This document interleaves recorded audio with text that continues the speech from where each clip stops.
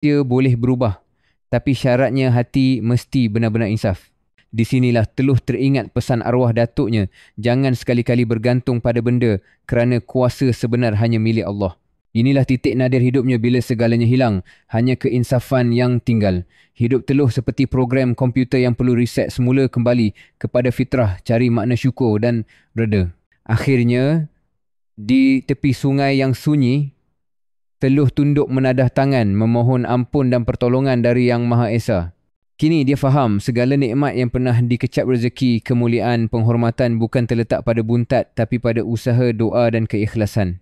Inilah konsep ikhtiar dan tawakal yang selalu diulang dalam ajaran agama, usaha bersungguh-sungguh dan tawakal kepada Tuhan bukan pada batu atau azimat.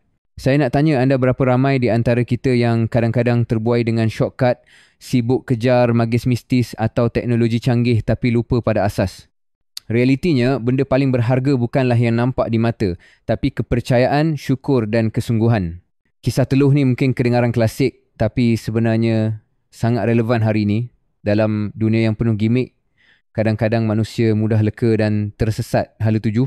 Apa yang berlaku pada teluh adalah peringatan bahawa menggantung harapan pada benda bukan jawapan. Jadi, apa pengajaran utama di sini? Rezeki adalah rahsia ilahi. Tak perlu taksub pada benda gaib, azimat atau shortcut. Yang penting usaha, doa dan reda.